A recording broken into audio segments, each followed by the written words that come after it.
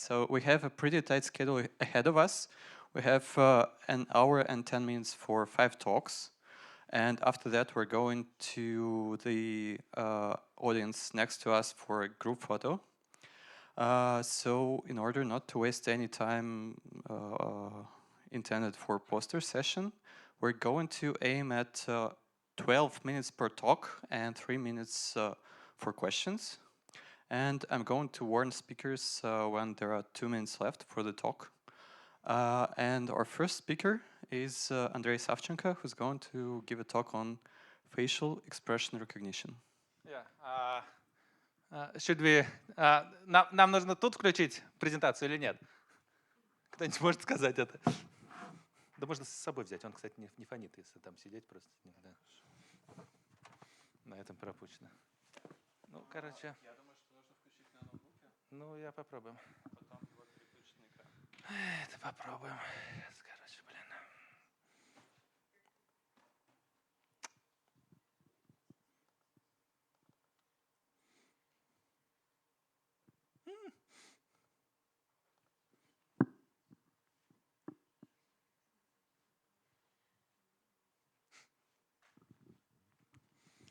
Okay, let's begin. Yeah, okay. I believe we will have some other technical troubles, but nevertheless, let's start it as is.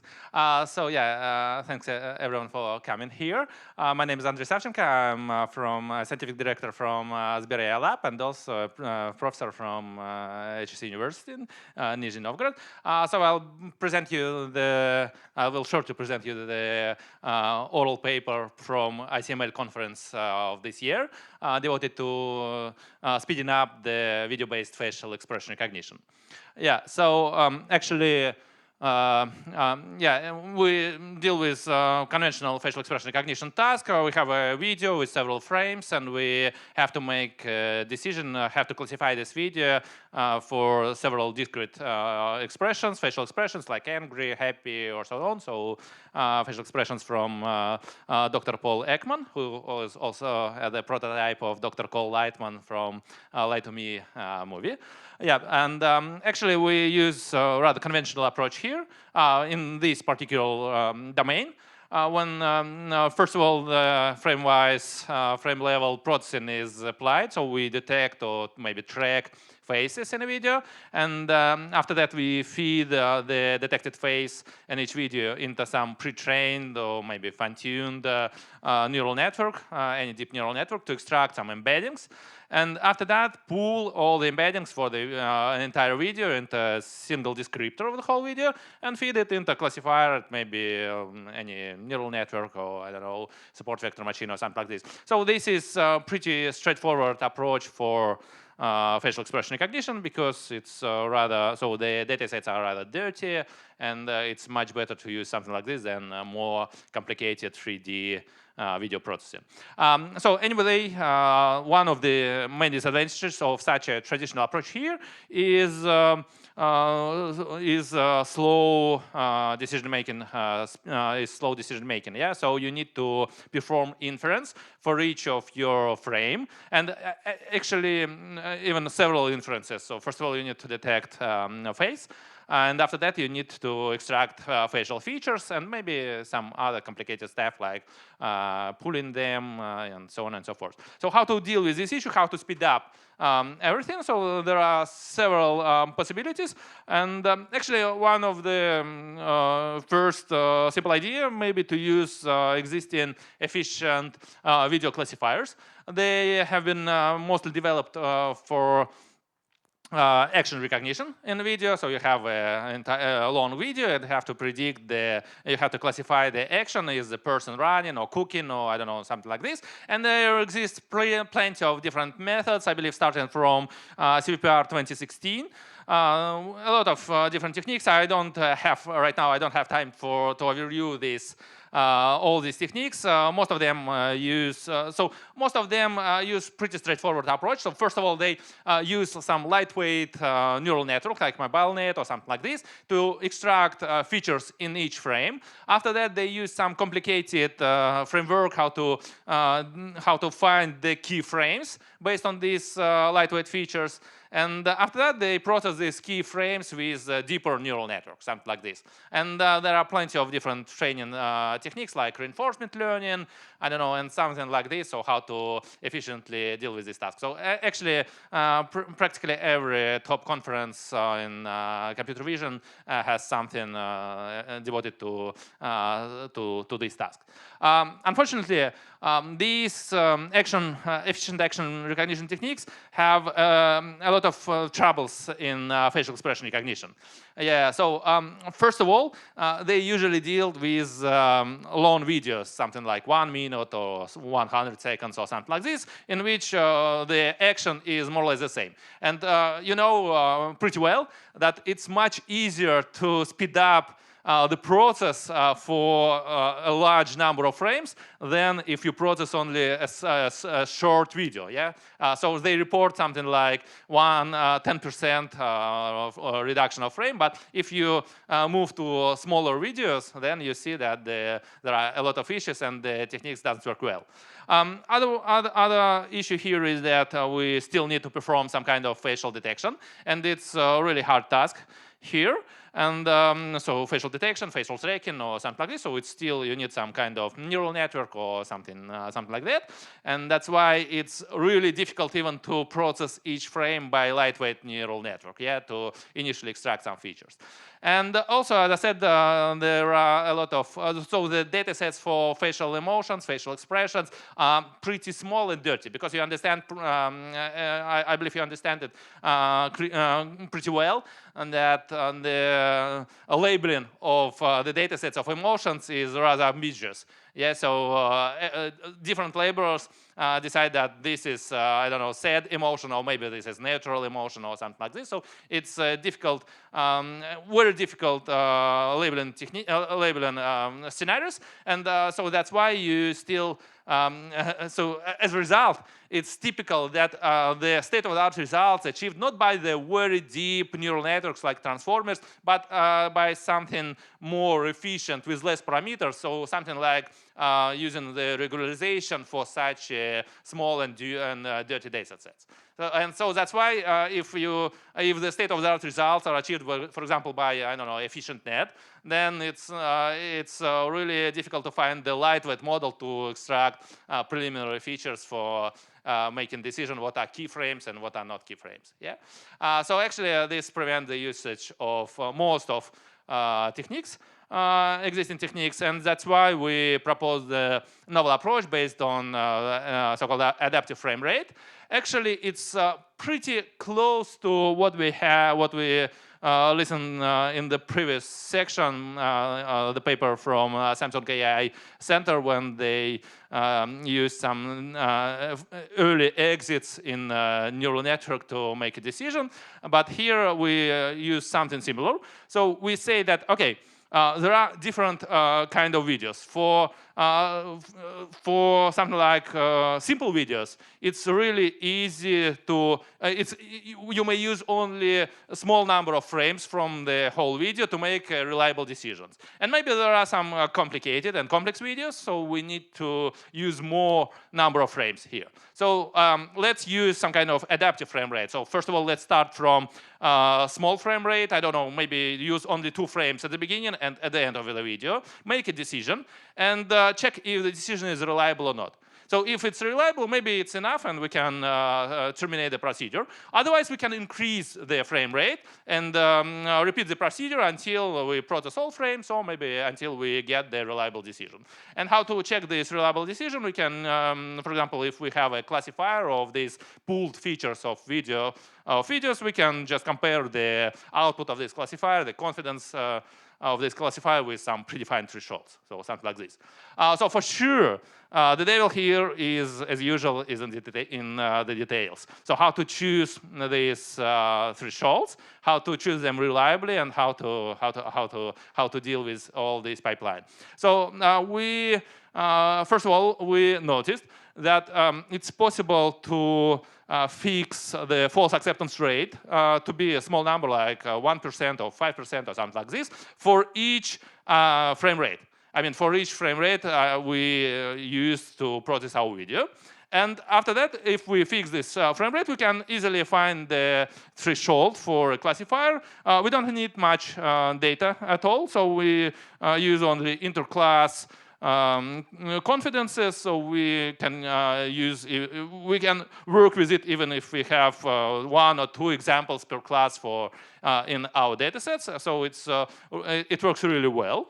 But another problem here is how to choose this false acceptance rate for each level of our procedure. So for each frame rate. Yeah, so because actually we have a single procedure of decision making, so it's kind of sequential analysis, similar to sequential analysis of Abraham-Wild in statistics. Yeah, so we start with a small number of observations, then we increase the number of frames that we process, and so on and so forth. So we have a single procedure. So actually we assume that we need only one confidence level or false acceptance rate for the whole procedure. So how to deal with them, and how to find the false acceptance rates for each frame rate. Yeah, and we use again the procedure from multiple testing comparisons. Something again another part from statistical analysis, and actually we show that the Benjamini-Hochberg correction works pretty well. So actually it is a really simple rule. So we have only one confidence level, and large L here is the total number of different frame rates that we analyze. Yeah, okay. And low L is the current level. Yeah, so starting from the first level, the false acceptance rate is the minimal one. So we divide alpha by the total number of layers. For sure, because we process only only 2 frames, then then we are not reliable at all. So we need to be absolutely confident, and that's why we decrease the confidence level significantly. And after that, after analyzing more and more different frames, we increase the confidence level at the current level of procedures until we reach the last layer. Yeah, so actually, we have a couple of experiments with different challenges. So it's affective behavior analysis in the wild challenge from CVPR of this year, last year. So several challenges. We took several the first and the third place in last year, but it doesn't matter right now. So and also another data sets from Emotiv challenge, so very famous again. And we used our we used the features from our library that we developed last year. So it's already published. It gives really good features for facial expression. So you can download it. You can use our library. And maybe it's one of the most important results here. So it's speaking about video classification for affective behavior analysis in the wild competition. You see that our proposed approach reaches more or less the same F1 score as the processing of all frames, but we are 20 times faster. And if we compare with all existing techniques from adaptive frame rate, we are also either more accurate or faster. So maybe one of the best techniques here is frame exit from Qualcomm, but all the remaining part works much worse. And also, it's really important that our proposed multiple testing procedure really works. So if we compare it with traditional choosing the threshold based on the fixed confidence level, then we can also observe that we have either much higher accuracy or recognition time. And again, it works for an arbitrary descriptor, so you don't need to fine-tune it. You can use anything that works for your case. And the same for effective for emotion recognition Emotiv challenge. Also here the speed up is only 2 times because the videos are really short, something like 50 frames or something like this. But still we reach the near state-of-the-art result. I mean, in terms of accuracy and really high speed. And again, it works for different something like that. They started something interesting, but let me show you. So this is a demo for Android. You can can download it, you can use it, and you can take a look at it. So it analyzes emotions in real time. Unfortunately, maybe it's not really visible, but the poster session, you can take a look, and you can come to my. Я заметил, что вы I will give it. I will give a team. I will say when to start. So it's one of the last slides. It's from our laboratory from Medical AI Center, who have several developments in diagnostics, and they right now they work on so-called GigaPEFT by using the GigaChat from Sber, and also something like, it's not a TeraPEFT, but something similar to this, so it's slightly lower. It's a GigaPEFT. Yeah, it's a demo from I believe in the middle of summer. So right now they developed it much better, but they used our emotion prediction, and maybe someone can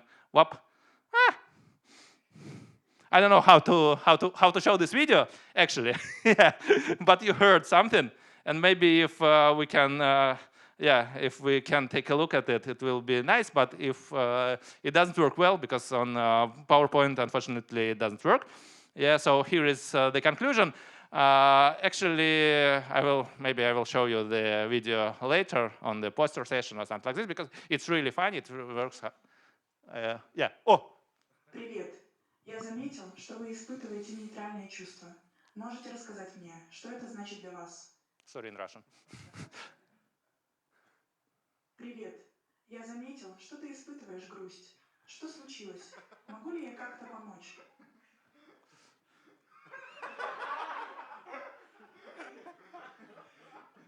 Привет. Я заметил, что вы испытываете некоторое презрение к людям. Можете рассказать мне, почему это происходит? Привет. Как я могу тебе помочь сегодня?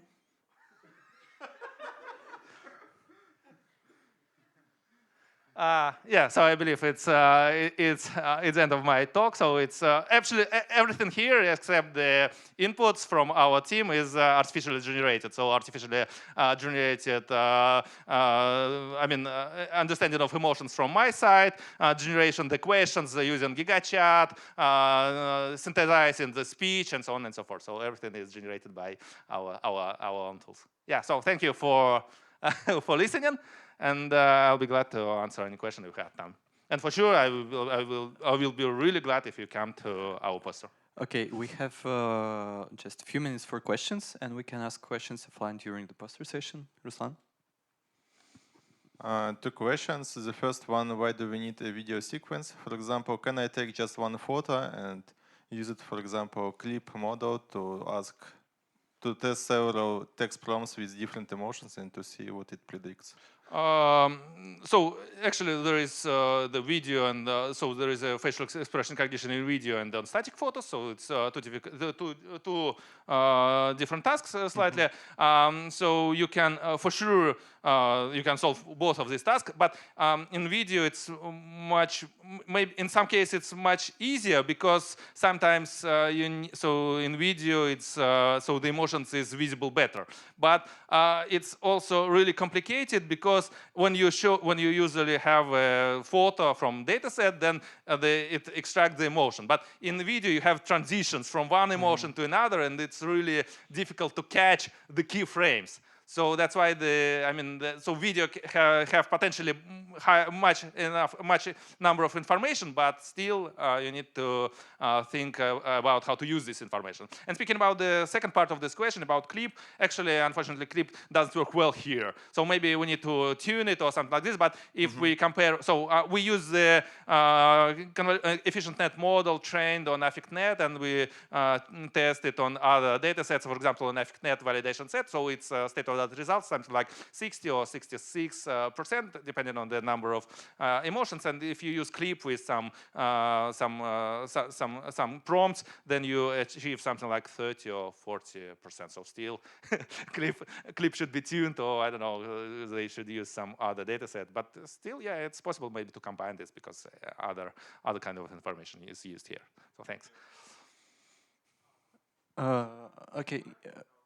Let's ask questions during the poster session, because we're tight on schedule, as I've already warned you. Okay, thank you, Andrei. Yeah, thank you so much. I would like to invite our next speaker, who is Ekaterina Shumitska, who's going to give a talk on adversarial perturbations for image metrics and video metrics. Ekaterina.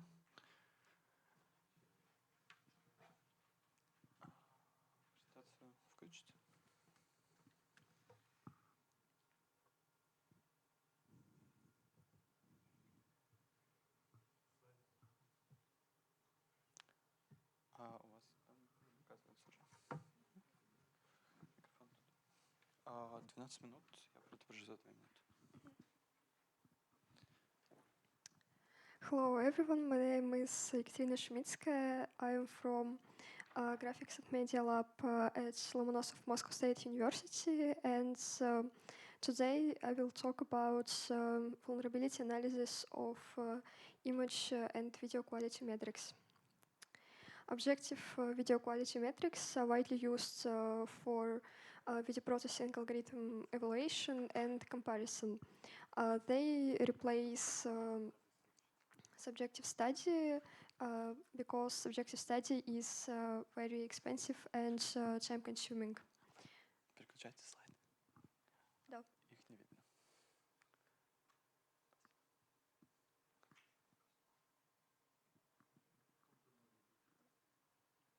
Is there anyone familiar with PowerPoint?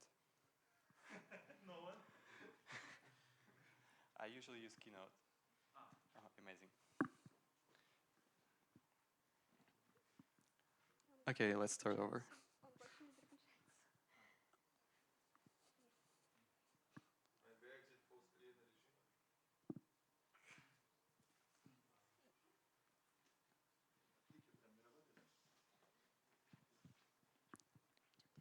Не знаю, я нажимаю так, но не переключается. Кликер есть?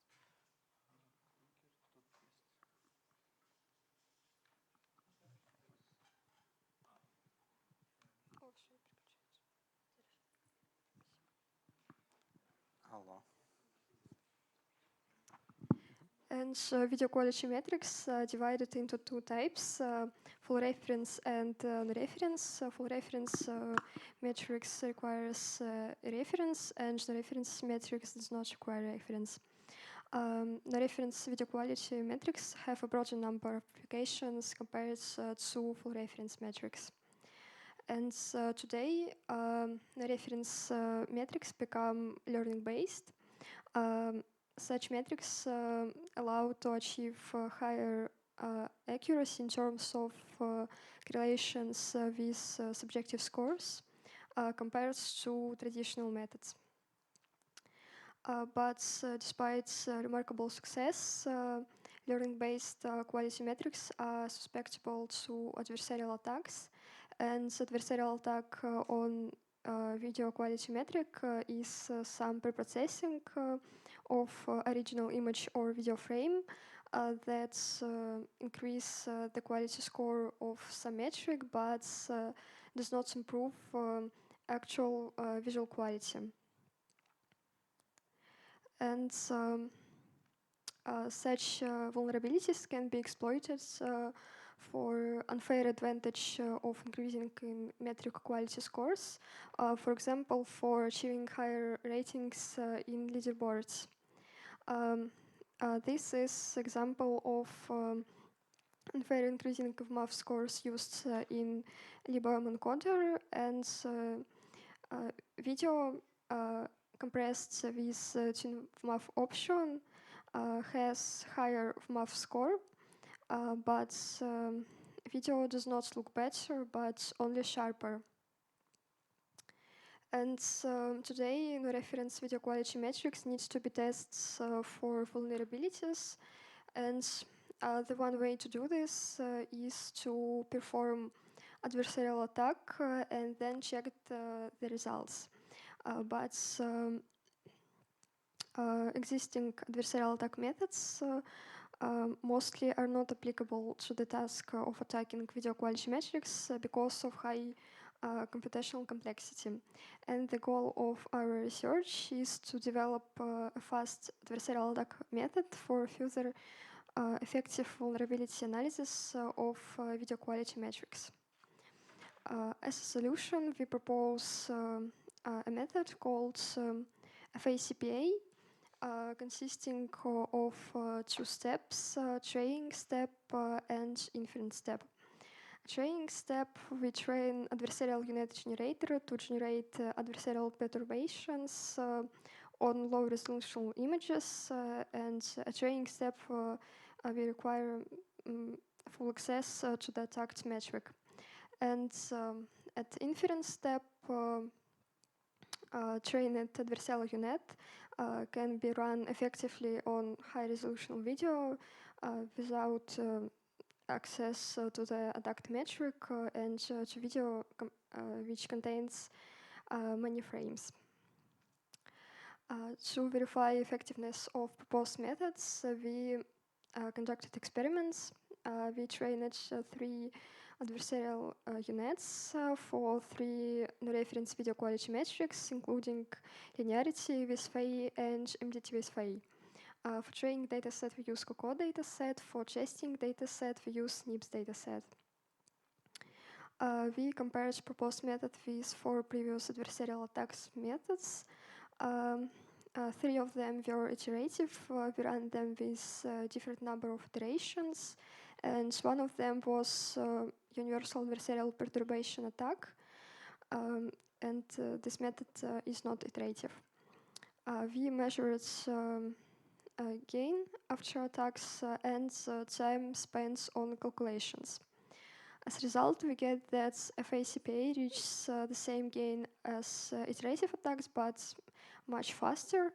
And comparing to the universal adversarial perturbation attack, FACPA reaches greater gain for the same time. There is example of FACPA performance on images when attacking PAQ to PIQ quality metric. And as we can see, there are still visible distortions in smooth areas because FACPA does not take into account the final visual quality of adversarial image, and fast imperceptible attacks are the scope for the future work. Now we use the proposed methods for effective vulnerability evaluation of video quality metrics. There is results of vulnerability testing of 7 no-reference video quality metrics, and the more FACPA gain, the less stable metric is.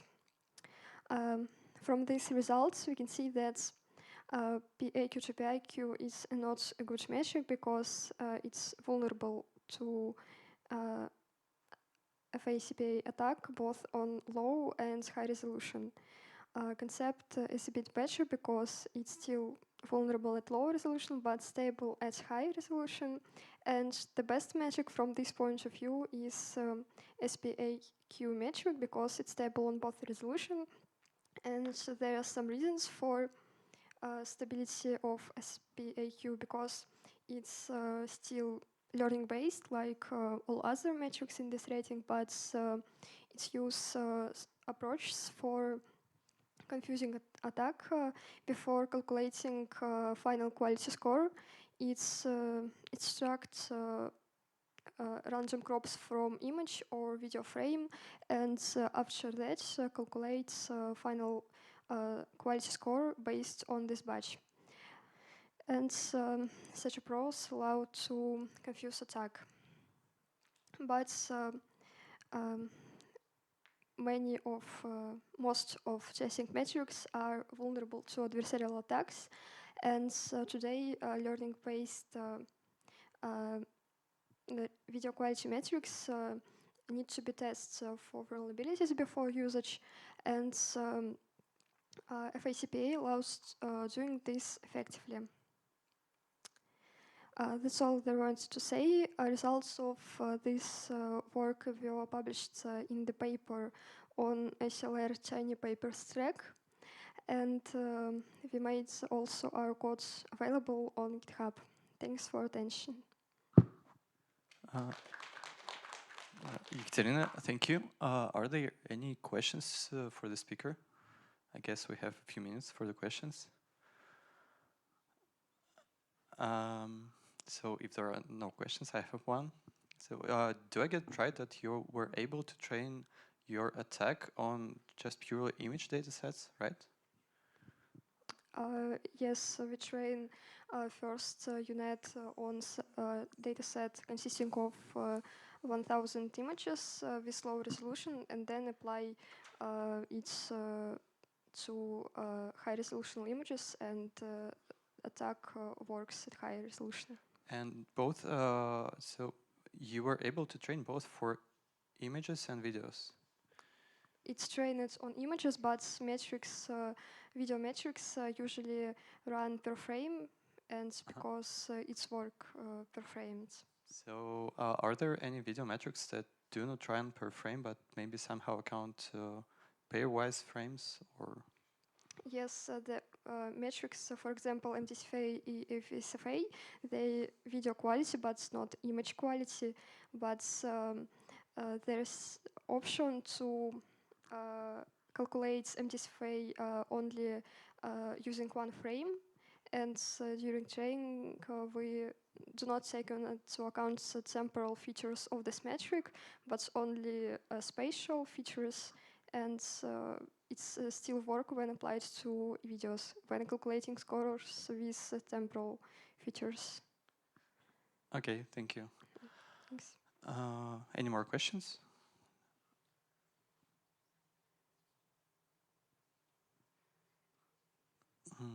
I see no raised hands, so let's proceed to the next speaker, and thank you, Katerina. Our next speaker is Yegor Yershov, who's going to talk about physically plausible illumination and its reconstruction, right? And I have one warning for the speakers, for upcoming speakers. They're going to turn on slides in the audio room, and you have to use just clicker, not computer. Artyom. Yes, Artyom. Okay.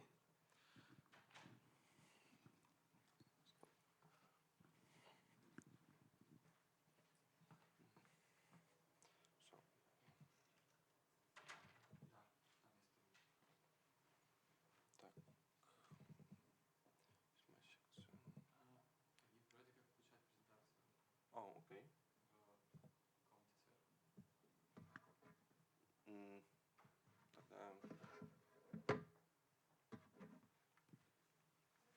So let's wait. Yes.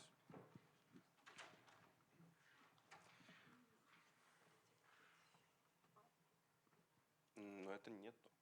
Не то? Не, нету. Сейчас. Если есть тут Google диск, то это висит вот это.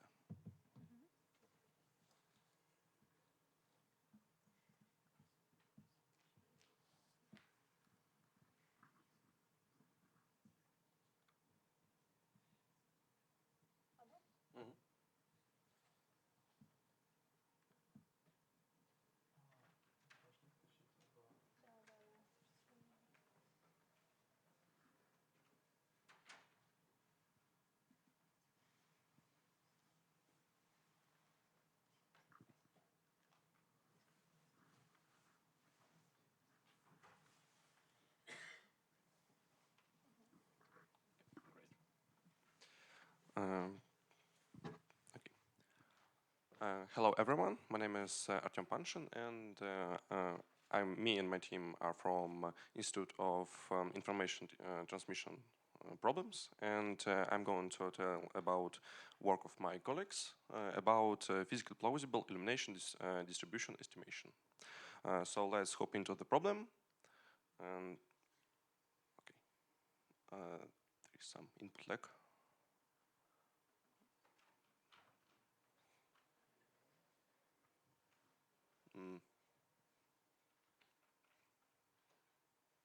Okay.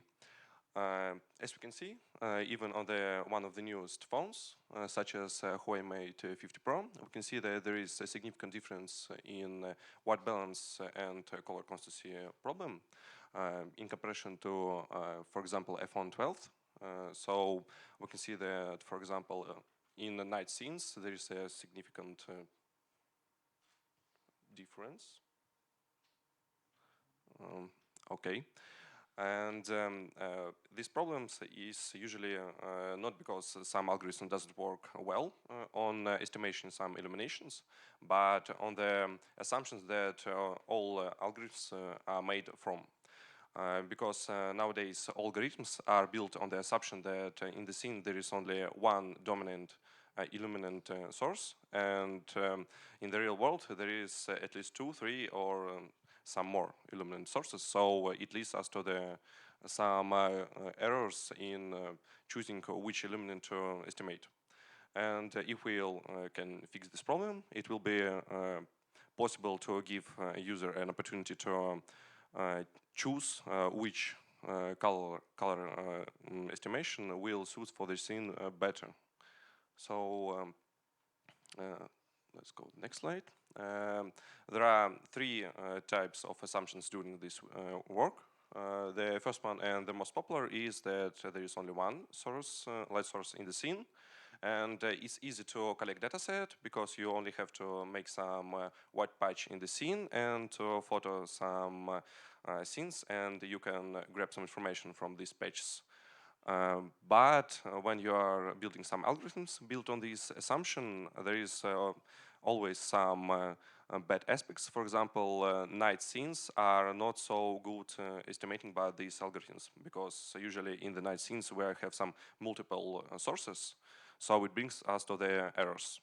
The next one is a pixel-wise scenario, when we say that there is each pixel per image has its own light source.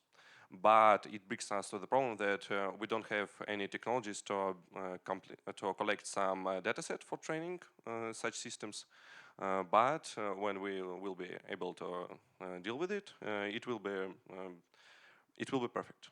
And the third one, I think, is in the middle of the first and second, is that we say that there are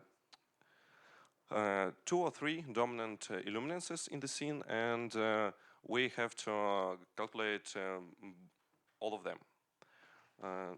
So there are different methods for collecting, and the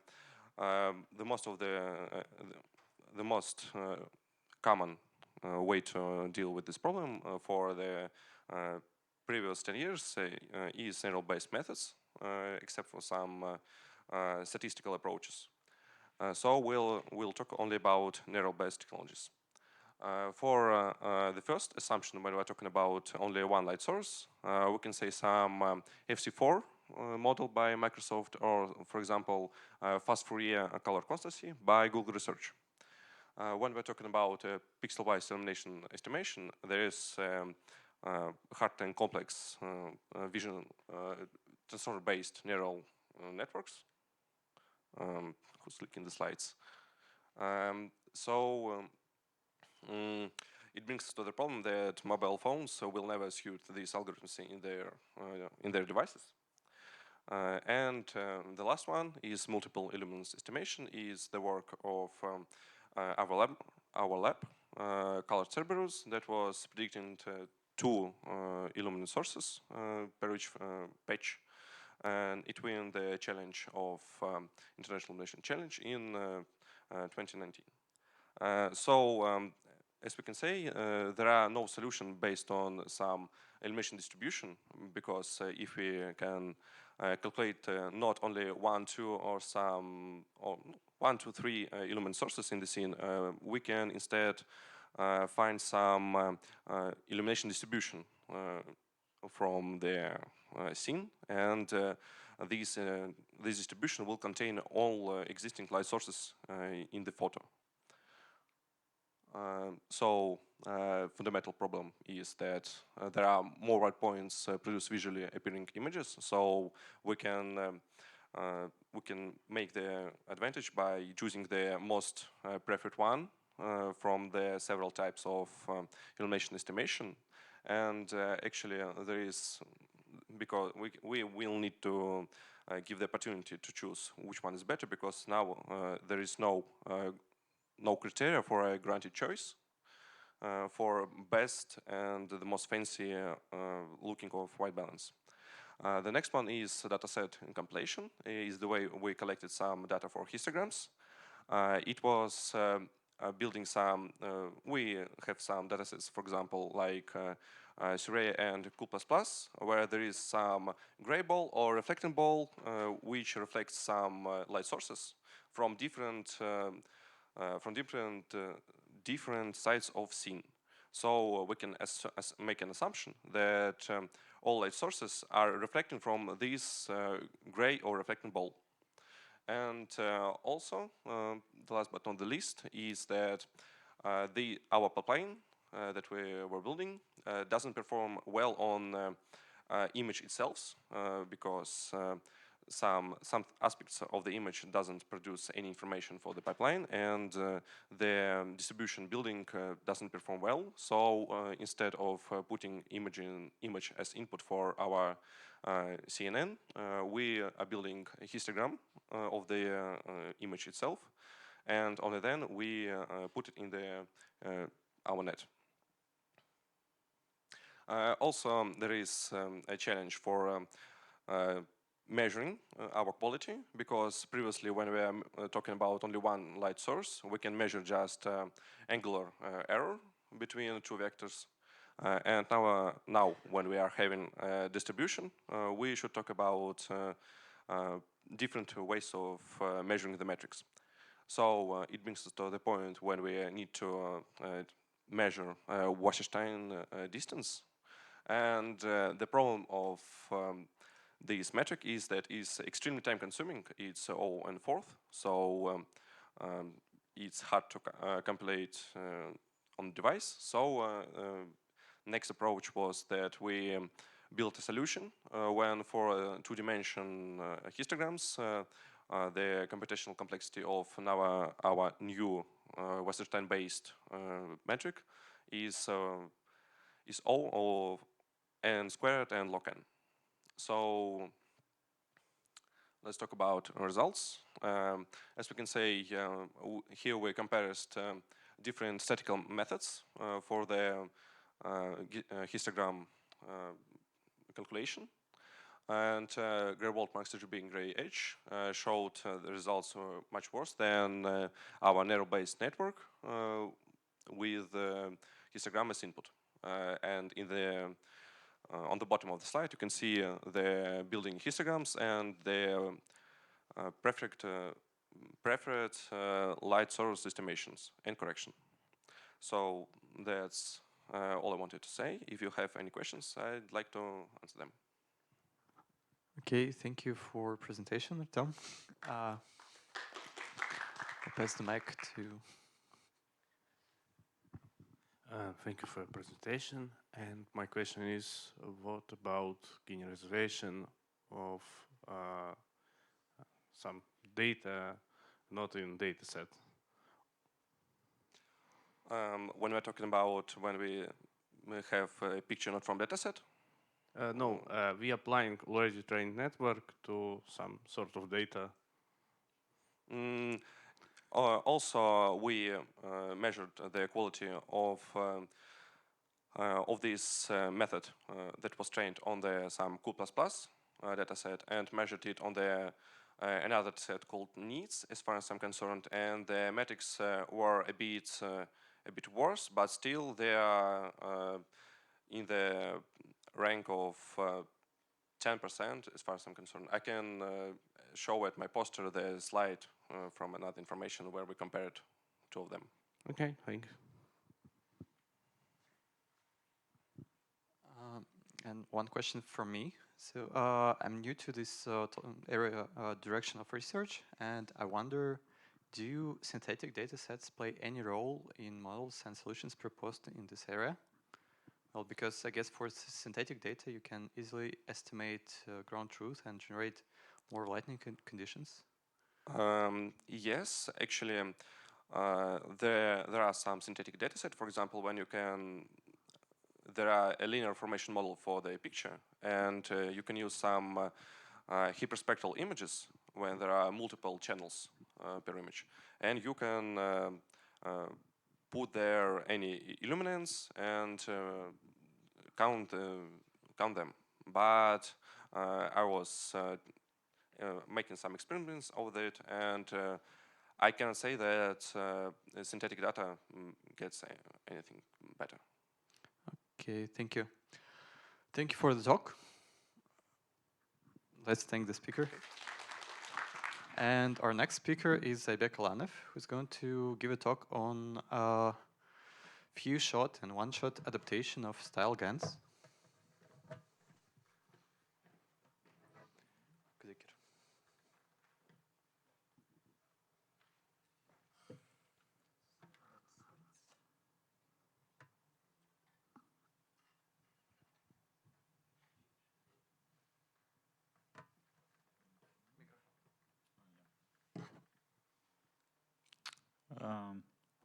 Hello, everyone. I'm Aybek Alanev, and along with my co-authors Vadim Titov, Maxim Nakhodnev, and Dmitry Vetrov, I'm happy to present our work style domain for one-shot and two-shot domain adaptation, which was accepted to ICV conference this year. So let's start. I will talk about the problem of generative modeling, and in this work we consider the GAN framework to solve this problem. And the main issue of training large generator for producing high quality and high resolution images is that we need a large high quality dataset to train such generator. And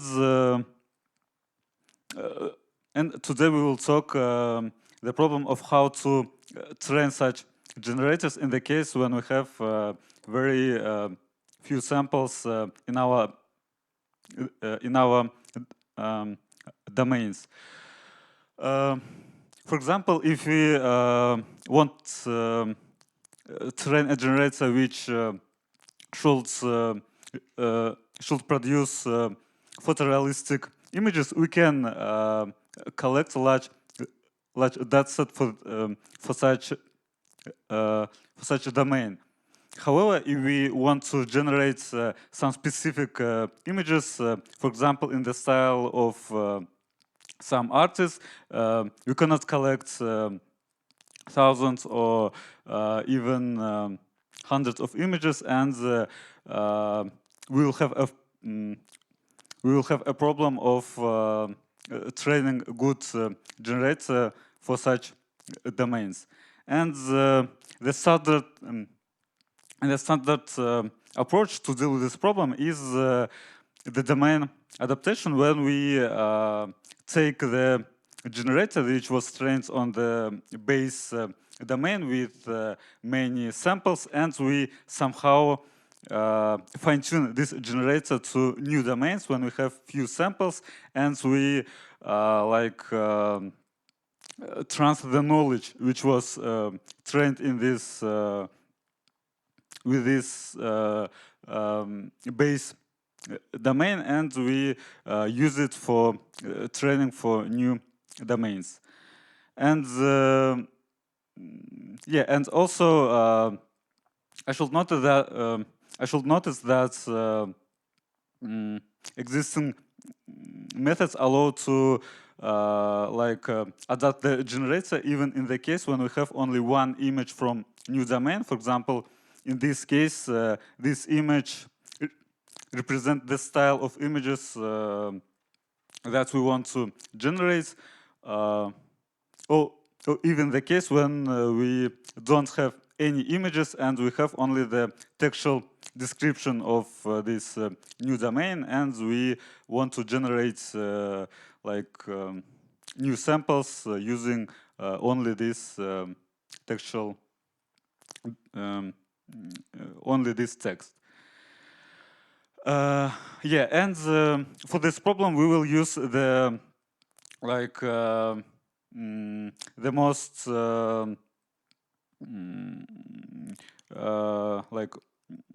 modern and high quality generator style gun, and we in our paper analyze which parts of this generator are important to fine-tune it in new domains, and we consider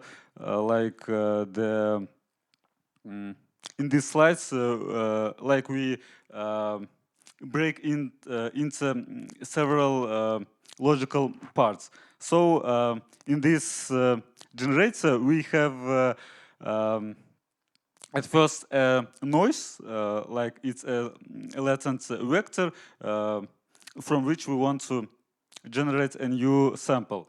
And at first we transform this vector using some neural network, which is called mapping, and we get another latent code in more complex latent space, which we will then feed to convolutional blocks, which will generate our final image. And it was a common wisdom that these parts that transform our latent vector only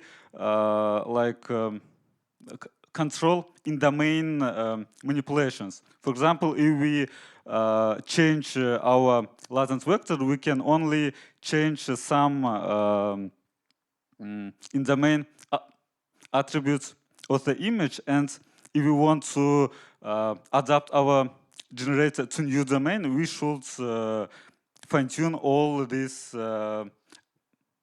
convolutional blocks. And in our analysis, we test this hypothesis and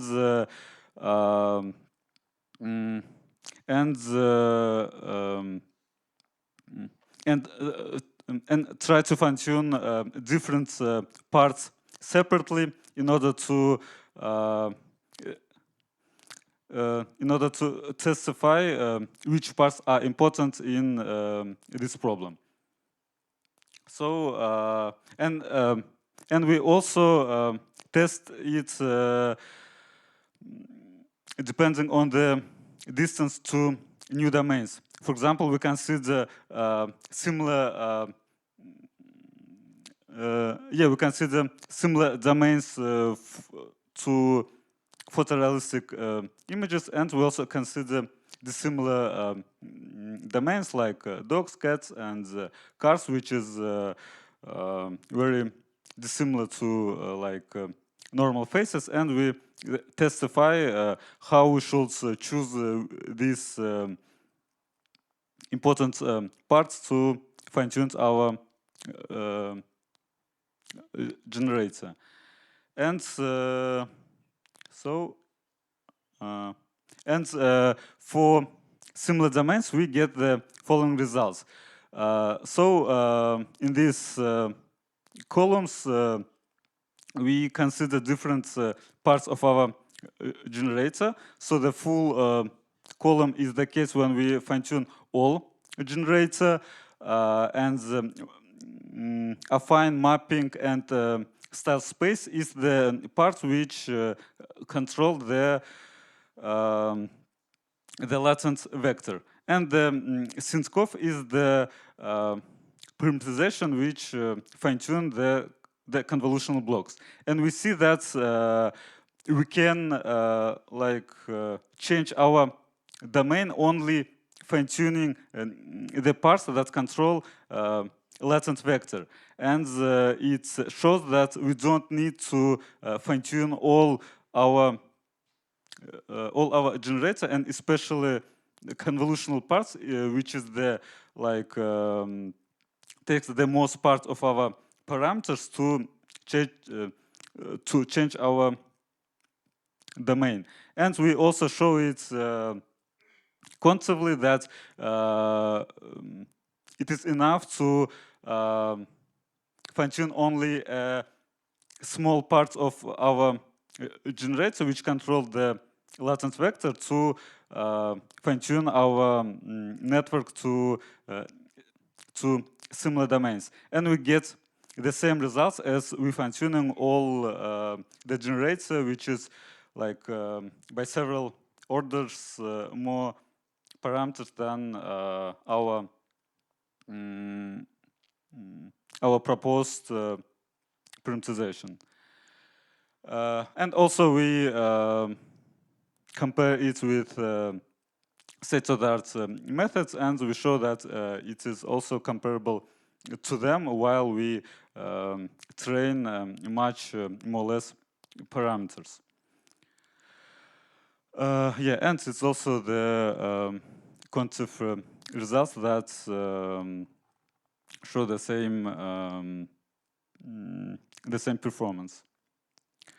And we also tested for the similar domains when we fine-tune, for example, from faces to cats, dogs, and we see that in this case the subspace parameterization is not enough.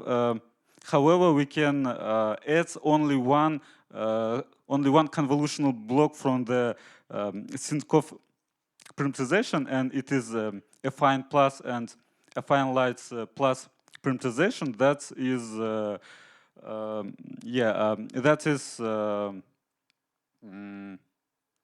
we see that it is enough, and it is comparable to Sintkov and full parameterization when we fine-tune all generator. And yeah, quantitatively, we see that we have the same performance, but we fine-tune like 6 times less parameters than full parameterization. And also for few short setting, when we have only 10 or 200 samples from a new domain, we show that our parameterization gets even better results while training less parameters. And so also we find out surprising properties of this cell domain directions that we can transfer it from the one domain to another. For example, we train these styles in the domain of images, and we can transfer it to domain of cats and dogs, and we see that this style have the same appearance, and it's really cool because we don't train it for these new domains.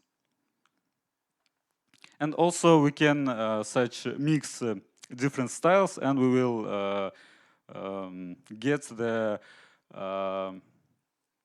results that will be some mix of these styles. And also we can do like such cross-domain morphing that we can at first smoothly change the style, and we can change the domain, and vice versa. So that's it. And if you have any questions, please. So while you ask the questions, I would like to invite our next speaker. Thank you for your talk. Could you please clarify a bit more on your mapping section? It is a part of the StyleGAN generator that in StyleGAN we have a latent space, and and at first we get a latent noise and transform it using this mapping network, and we get What is another. this mapping? That's my question. Like it's just a fully connected network that somehow transform our input vector to another. So it's just a neural network. It's an MLP? Huh? It's an MLP. Yeah, yeah. So what is the output to train this MLP? It is trained as a part of our style GAN, which we train using a GAN framework. So a GAN framework is trained to produce realistic images, and we also have a discriminator that somehow classify real and fake images, and using such adversarial laws, we train our generator, and a mapping also trained using these laws. Okay, thank you. I'm afraid we don't have more time for questions, but I guess you'll be able to ask your questions offline during the poster session. And our next speaker is Nikita Morozov, who's going to give a talk on differentiable rendering. Yeah, Let's thank you. Back. Thank you.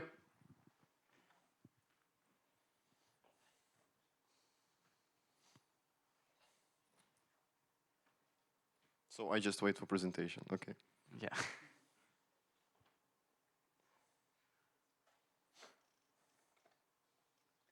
It's magic. You'll have to wait for it.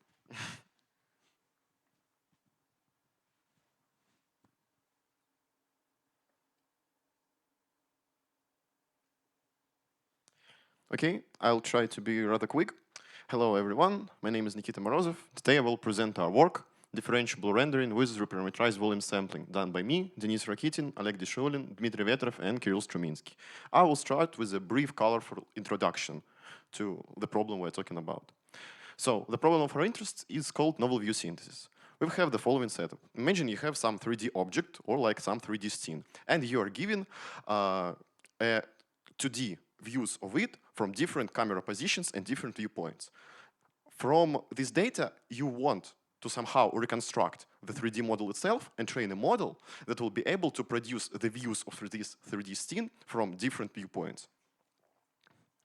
The approach we will be talking about today is called neural radiance fields. So neural radiance fields present 3D scenes with two fields, density field and radiance field. Density fields says about any point inside the scene if there is something in it, non-transparent, or there is nothing. And color predicts RGB color of each point for our 3D scene. Then, in essence, NeRF is a model that parameterizes this density and radiance by some, for example, neural network or some faster model. And then there is a differentiable algorithm that transforms these scene parameterizations into 2D views. So we fix some camera positions. Imagine there is a screen in front of the camera, and we run array from the camera through each pixel. Then we want to aggregate colors for each array, so that if there is a point close to the camera and there is nothing in between the point and the camera, we will have a color of a point with high weight, big weight, and if there is some obstacle or the point is transparent, the point should have low weight. Mathematically speaking, we will compute for a fixed array the following integral. Under the integral, there are three parts. Sigma of t predicts if the point is transparent or not. Exponent of this minus integral inside predicts if there is something in between the viewpoint, between the camera and the point of interest, and color predicts the color of the point inside the scene. In fact, it's important to note that if we write the product of sigma and exponent as some density, we can write this integral as expectation over the distribution given by this density. So, how does NeRF calculate this integral in practice? In practice, we say, let's split our segment inside the array into some number of bins.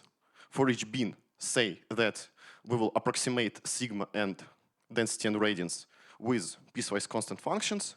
And then, if the approximation is piecewise constant, we can analytically compute the integral. Then, the final expression will be the expression at the bottom of the screen. And thus, we have a fully differentiable algorithm that can render our scene parameterized by density and radiance from each viewpoint. So then, how to train density and radiance? We take our available views of the scene and minimize MSE error between rendered views from our representation and the real pictures. So there is one problem with the approach. To produce a good approximation of the integral, it needs a lot of points and a lot of neural network evaluations. So the original work to solve this problem introduces two models. One that will have a rough representation of the scene, and one that will have fine representation of the scene. So first, we run a rough model, predict density and radiance, then construct a density distribution on the ray, sample a number of points from this distribution, and use these points to choose bins for evaluating the fine model. So we will focus more on the points where there is something and skip points where the space is empty. So let's move on to our work. We will start with the following idea. So imagine we have the same integral that we want to approximate, but rather than previous numerical approximation, we want to approximate it with Monte Carlo. So we will sample a number of points from the distribution defined by the density we looked at previously, and then just average colors inside these points. This algorithm can also be differentiable with respect to density and radiance. With respect to radiance or color, it's directly can be differentiated. But to differentiate it with respect to density, we will have to do it implicitly, because it depends on density only through sampling. So to train our model with this algorithm, we need to construct a sampling algorithm from this distribution that will be differentiable with respect to the density. And the motivation of using such Monte Carlo estimate in practice can be using fewer radiance evaluations. For example, we can have a density model that is really lightweight and a radiance model that is a little bit that takes a little bit longer time to evaluate. So we can evaluate density at a big number of points and radiance at a really little number of points and have a good approximation. So how to construct a differentiable sampling algorithm? We have the following idea. We can directly write how cumulative distribution function looks for this distribution. Then we can approximate sigma with a piecewise linear spline. And then we can calculate our CDF function. And in this case, inverse CDF function we can also calculate, and it will be directly differentiable. So then we can use some kind of reparameterization. We sample a number of points from uniform distribution on the segment from 0 to 1 and take inverse CDF function. And thus we will have a differentiable sampling algorithm. So firstly, to verify this algorithm, we tried the following scheme. So in the original NERF approach, where there is two models, like some coarse model and some fine models, we can modify the original algorithm. So the original algorithm trained the coarse model independently of the fine model. We can try them together using the same objective. We can sample a number of points from coarse model and use these points to evaluate the fine model. And we can propagate gradients to the coarse model using our differentiable sampling algorithm. And so we experimentally verified it. So on the top row, there is like a number of points for points sampled on the array, number of coarse points, number of fine points. And we find that our approach produces less blurry and more detailed images than the original one. This was qualitative comparison. As for quantitative comparison, we tried evaluating on synthetic scenes, we tried evaluating on real 360 scenes, and found that our algorithm uniformly outperforms the baselines we considered. Then, moving on to Monte Carlo estimate itself, we tried to fix some trained NERF model and use our Monte Carlo approximation to evaluate it. So only for the rendering. And for the rendering, we found that our algorithm produced a better trade-off between the evaluation speed and the quality of rendering. And finally, we can take our Monte Carlo algorithm and use it to train the neural radiance fields. We found that training with our algorithm can produce slightly worse results than with the baseline, but our algorithm allows for direct control of the training time. And with our algorithm, the models can be trained faster. So to summarize, we proposed a sampling algorithm for ray sampling, for sampling points on rays in NeRF that is fully differentiable with respect to density. Then we proposed how to improve hierarchical model training and a proposed novel radiance estimate on the ray, and experimentally verified everything. I think it is important to note that the field of novel view synthesis develops really, really fast. And by modern standards, this work is quite old. And since then, there came out a lot of numerous other approaches. And so there exist approaches that work faster and work better than neural radiance fields. For example, recently proposed Gaussian splitting. And I think that's all. Thank you.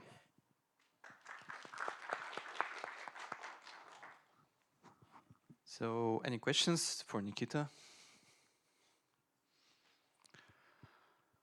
I guess if there's no questions, we can proceed to group photo, which will take place at the big audience.